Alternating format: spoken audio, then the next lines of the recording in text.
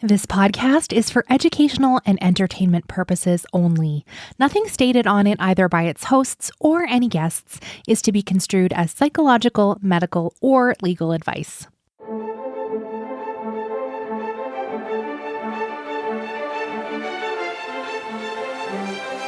You're listening to Adoptees On, the podcast where adoptees discuss the adoption experience. I'm Haley Radke. It is finally time to tell you that I've been working on a brand new podcast for the last year, and I continue to do so. It's a gigantic project. I'm so excited to be creating this for you, for our community, and beyond. It is called On Adoption, and it's an investigative series that uncovers the stories adoption agencies rarely tell. What expectant mothers face, how families are separated, and what happens to the children who grow up as adoptees. This is adoption examined from the inside out by those of us who've lived it. I've spent the last 7 months interviewing mothers who have placed their babies for adoption within the last 5 years. Why just recent years?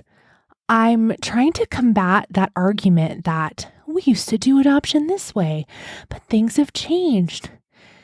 Frankly, we may call things by different names, but the lifelong impacts are the same. I believe that true insight into adoption and real systemic change will only come from listening to the most impacted parties. And we're the ones whose voices are left out of traditional media coverage. The goal of this new investigative series is to change how society sees adoption and to elevate family preservation. To that end, I've invited the board of Adoptees for Family Preservation to join in on this conversation and help us do a deep dive of what I've been doing and how you can be involved. Let's listen in. I am so pleased to welcome to Adoptees On the full board for Adoptees for Family Preservation. That includes Sullivan Summer, our president. Hi, Sullivan. Hi, Haley. We have Laura Alegria, our secretary. Hi, Haley. Hi, and we have Lily Anspa, our treasurer and financial development officer. Hi, Haley. I'm so excited to talk to you all. Our goal today is to tell you about the new investigative series that I've been working on. But before we do that, I would love it if all of you would introduce yourselves to listeners who might not know who you are. Thanks so much, Haley. So I am Sullivan Summer. I serve as the president of Adoptees for Family Preservation. I am a U.S. domestic transracial adoptee, and by way of background, I hold an undergraduate degree in journalism as well as a law degree, and I spent about 2 decades in legal and corporate roles with some of the world's most recognizable brands. And now I function as a freelance literary and cultural critic, as well as serving as president for the board. Thank you. Laura? Hi, I'm Laura Alegria. I am the secretary for the board. I am a domestic same-race adoptee. I have an undergraduate in speech communication and PR and a master's in journalism with an emphasis in PR. Before I had kids, I worked in marketing and fundraising and event planning for nonprofit theater and Planned Parenthood when I moved to Washington. So my life has always been in nonprofit. So I'm always excited. I'm super excited to be a part of this project. And then I was a stay-at-home mom for 20 years. And while I was a stay-at-home mom, I was also involved in nonprofit boards and president of the school board for a Montessori school for 2 years. Now I also help Haley kind of behind the scenes for the Adoptees On show and help post things and help her wherever she needs it. Listen, Laura is one of the main reasons you hear a show on Friday. Okay, let's just be serious. Thanks, Laura. And Lily. Hi, my name's Lily Anspa. I am a domestic same-race adoptee. I serve as the treasurer, so I help manage our finances, help lead our fundraising efforts, really working to build resources to fund the program that we're about to talk about. So that's really exciting.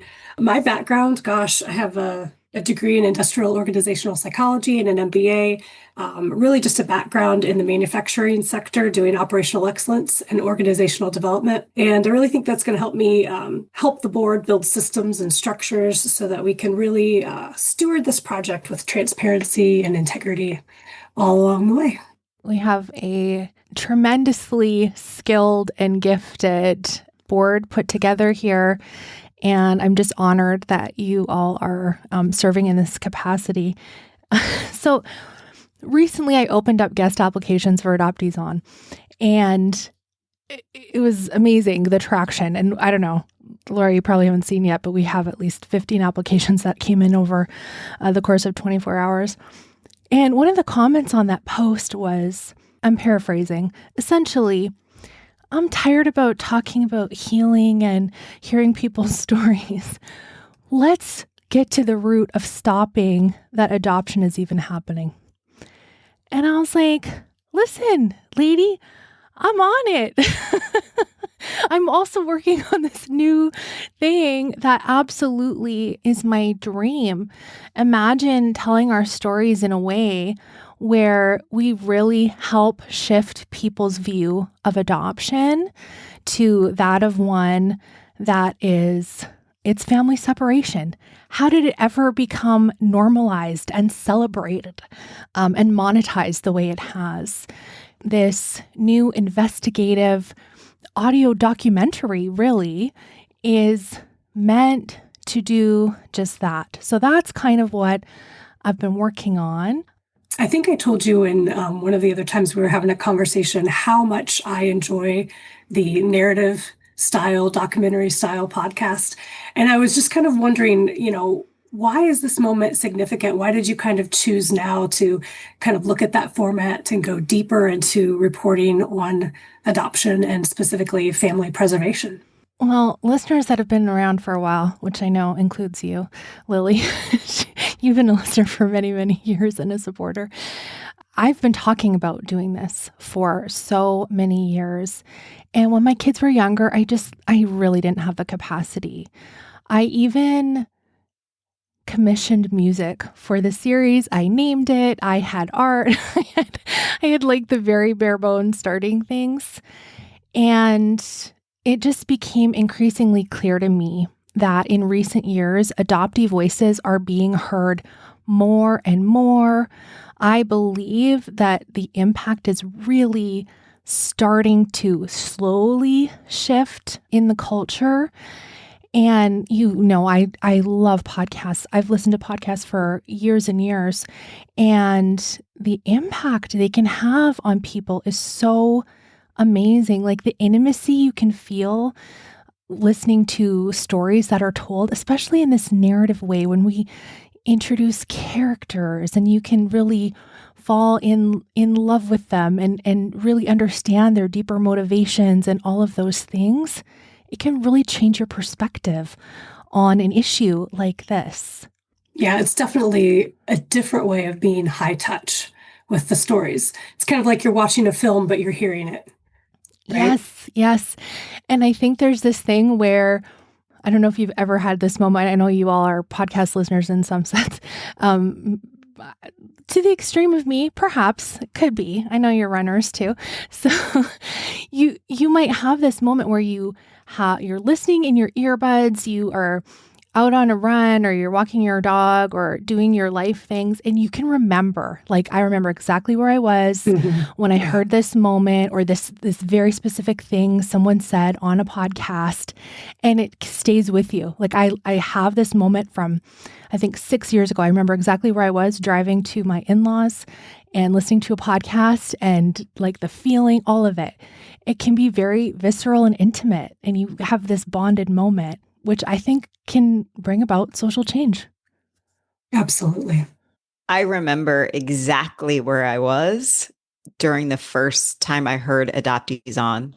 I remember who your guest was, and I remember where on the sidewalk I was standing when it got to a certain point of the episode that really resonated with me, because I had never heard anything like that before. So I think you're so right about being able to sort of make that kind of impact. I'm curious, Haley, you talked about essentially storytelling and the importance of storytelling, but there's a lot of ways to tell stories.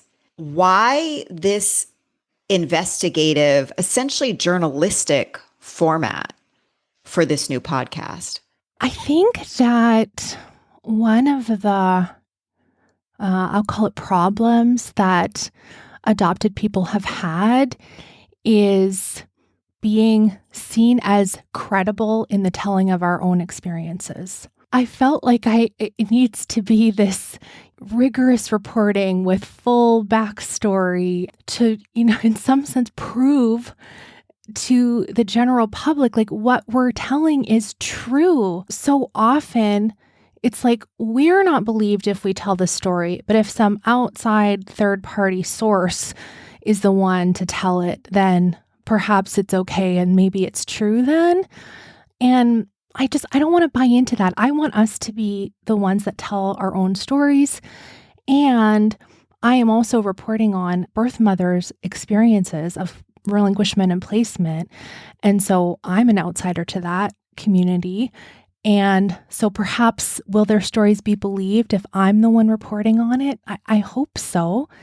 This is a tricky thing, I think. But because of everyone else always telling our story, it's our turn to tell the adoptee experience. That's what we've done on Adoptees On. And this is a little different because we have that in-depth reporting piece. But I really want to do such a good job of telling the mom's stories, especially because they haven't had agency. They didn't have agency when they relinquished. They didn't have agency in what their open adoptions look like currently. The one thing they can have agency over is their story. And I hope to do that justice for them. Haley, we all appreciate your approach and your standards that you have for yourself for the Adoptees On podcast. And we know that you carry that into this project as well. And the ethical, you've taken a lot of care in thinking about how to tell these stories ethically and how to tell these stories that's respectful to the moms that you're speaking with. And we all know that the dominant narrative has been the adoptive parents or the industry telling our stories and telling us how we should feel about our experiences. So can you expand a little bit about that importance and what changes and why it's so important that we as adoptees and the birth mothers that you're speaking to get to hold the microphone and share our stories and why it's important that it comes from us? I think the ethical part of it really scared me because I'm interviewing mothers who have relinquished or placed their children for adoption within the last 5 years. And I believe that to be a traumatic experience. And so who am I to ask them to recount this trauma for me, for our listeners, and not just that, but in great detail, please. And can you tell me that again in a different way, please? And so I actually consulted with someone who is a reporter and is on this committee of ethical journalistic standards in Canada. And we talked through this and how I can ask questions in a good way for them. And also we planned out, along with my advisory panel, who helps me with these big decisions for the show, supports we could give to these mothers while they are interviewing with me, while the show is being edited, when the show airs, and past the point of the show airing. Amazingly, I found 2 therapists who are running a support group for the women who participate in these interviews. So I feel that they have been supported both through and after. They have been able to connect with each other, which is really amazing. Listen, I'm not there every time. I was there at the first one, just to sort of introduce everybody to each other. And it was so amazing, like instantly how the moms were bonding with each other, asking for each other's numbers. And I thought, okay, this is good. I did the right thing in setting this up for them.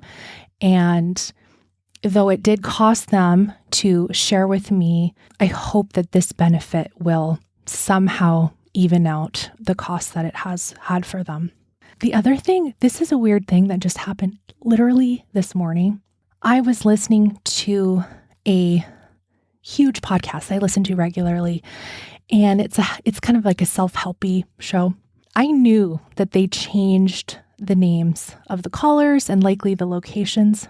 And this morning, I was literally lying in bed and I was like, oh my God, I know this caller. And it took maybe 30 seconds into the call. And I was like, I know this caller. And then the person proceeded to ask a pretty intimate question of this, the host. And I thought, oh no, now I know this private information about them. And so I've spent the rest of the day thinking about, and I already had thought about this earlier. These moms are going to come share their stories on the show. And likely, hopefully, thousands of people will listen. Tens of thousands of people will listen. Who knows how many people will listen? And could the fact that they are sharing their story, critiquing some of the experiences they've had, critiquing potentially the adoptive parents of their child, will that impact their currently open adoptions? And so it comes at quite a high risk. And so the fact that this happened this morning where I was like, oh no, they changed the name, and I heard it. And I was like, I'm asking a big ask of these women. I've told them all the risk, and they're all so committed to sharing because they don't want other women to go through what they've gone through. That's amazing. And when you think about these moms, and you just spoke really well about the cost that we're potentially asking them, can you kind of give us a preview or give us an idea of what are some of the key insights you're uncovering early on? I know you're not all the way through the program, but what are some of the key insights or maybe some intersections that you're uncovering that will illuminate the story that's different than the current narrative that's out there? Ultimately, most of the moms I've spoken to have had really tricky upbringings in some form or another. And of course, that leads to a lack of supports when the crisis pregnancy comes. Also, for some, there is a true financial poverty. Others, that's not the case. And it's the social poverty that led to placement. There are difficult relationships with the men involved, ranging from, I really don't want to be hooked to this person for 18 years because they verge on abusive, all the way to domestic violence.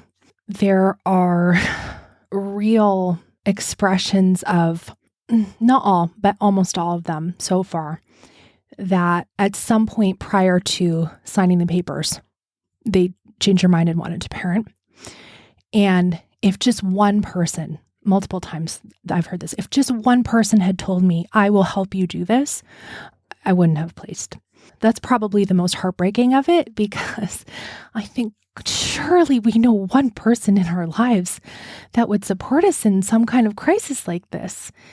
And the other piece to that is for some of them, the crisis was so temporary.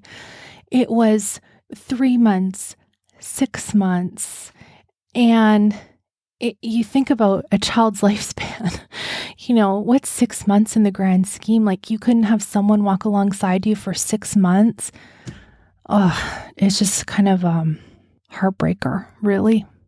So, Haley, for listeners, Adoptees for Family Preservation, our purpose is really sort of in the name, right?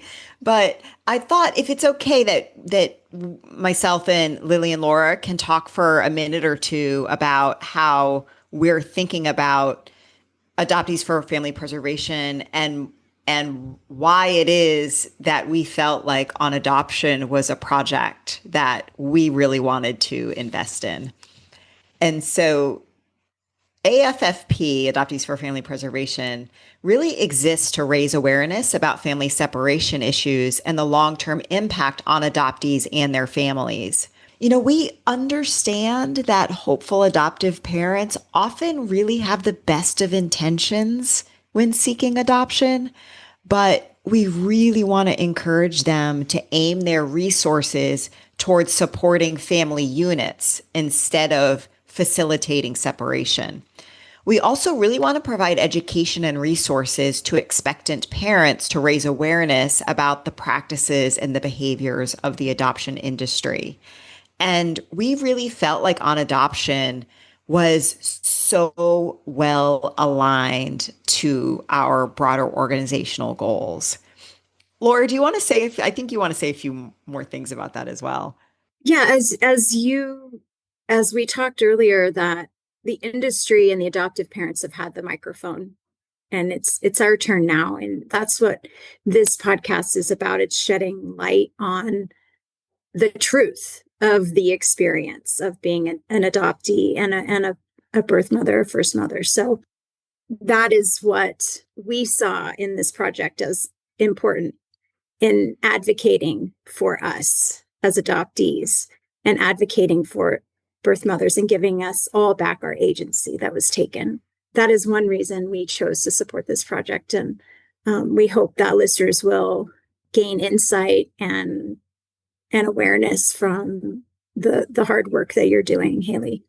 I think also too, so many times, even if we are getting the message across about adoption and the cost to generations or even to families, there's so many people still that will say, well, what other options are there really? And we understand that there's pain involved and it's not perfect, but we're still going to have to do this thing, right? We really are interested in On Adoption because it's going past just the individual stories. It's getting to that point where you can start putting these shared experiences together and see how this system of adoption is shaped by policy and power and money and culture and a lot of the political problems that are facing all of us in different ways as well. And so I think really helping folks understand that and spark their curiosity. We haven't come up with a better way yet, but there's got to be different ways. And really just kind of encourage that accountability, thinking differently, talking differently, so that we can challenge ourselves as a society to do better. We can do better. Yeah, absolutely.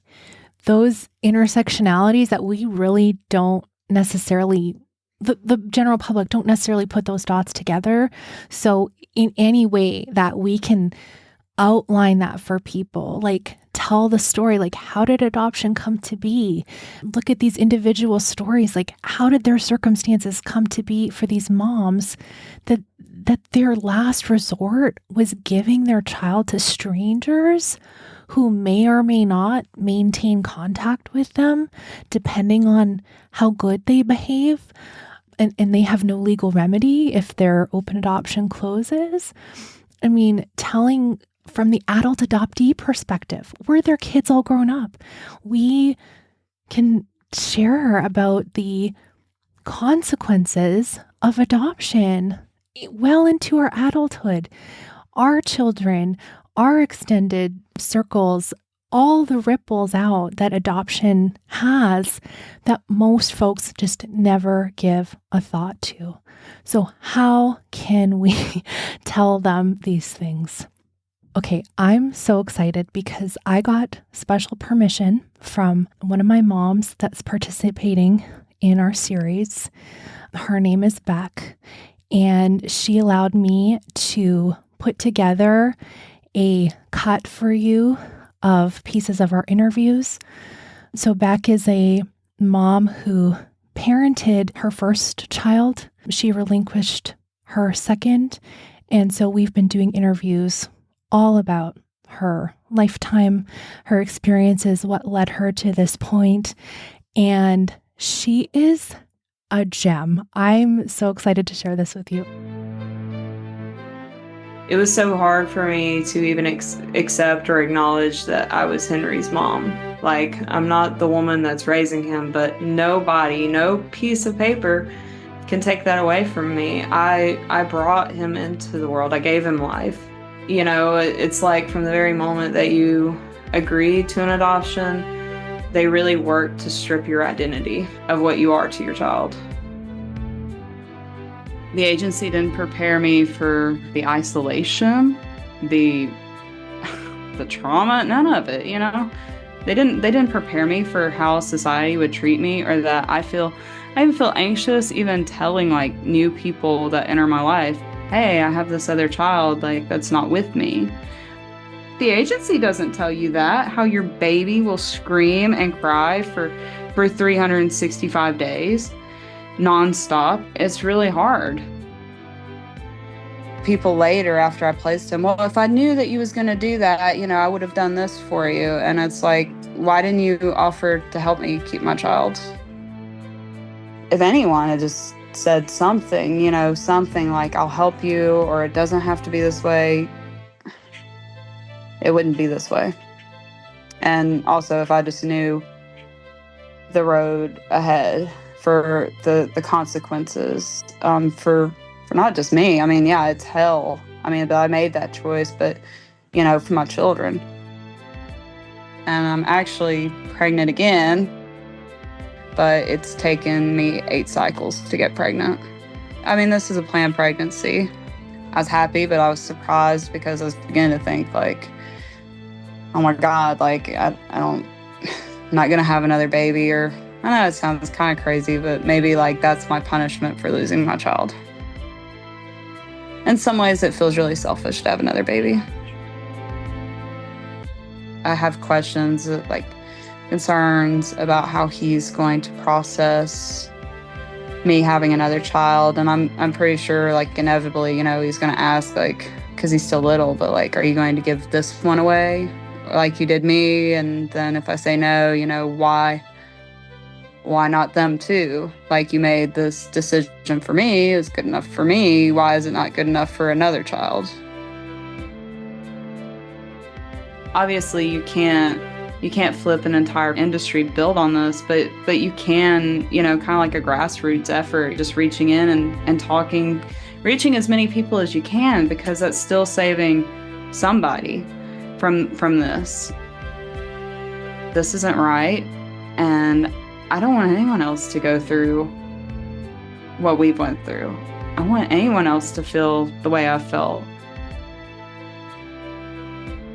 I just don't feel like we deserve this. And our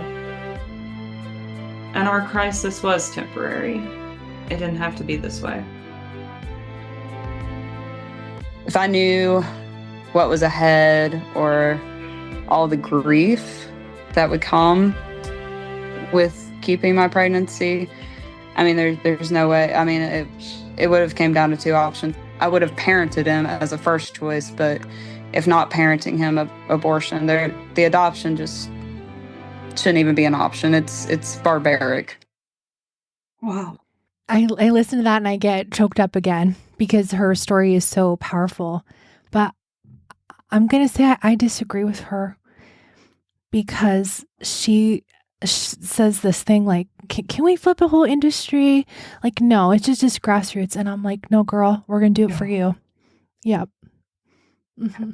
Yep, that's exactly what I wrote down when I was listening to that, Haley.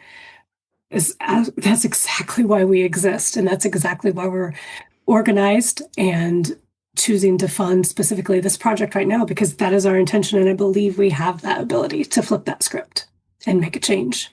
If we have to work that hard to strip a person's identity of motherhood, which the most natural thing in the world, that has to be infinitely harder than what we would have to do to preserve that family. So as Lily said, you know, this is why we exist. And so we would ask listeners to find and follow us. You can find us online at adopteesffp.org. We would ask you to just sign up with us so that we can give you updates and let you know what's coming and how you can support Adoptees for Family Preservation. We're also on Instagram at Adoptees FFP as well. And so, again, I will just reiterate, please find and follow us. Right now, that's what we're asking for. We will be asking for donations, money, resources, funding, so we can continue to support the work, Haley, that you're doing. That includes, of course, supporting these women who are, as you pointed out, risking a whole lot to make sure that other people don't suffer what they have suffered and what their children have suffered as well. Thank you all so much. I can't express the gratitude I have for your support for this project, for believing in me. And, listeners, I have shown up for you for 9 years. I believe you can trust me with telling these stories in just a amazing way, because I every time I think about this project, I get those goosebumps and this feeling like this is going to be a big thing for our community and it's going to make a really big impact. I really deeply believe that. Thank you, Sullivan, Laura, Lily, for joining me today to talk about this project and for supporting it in this way. Thank you.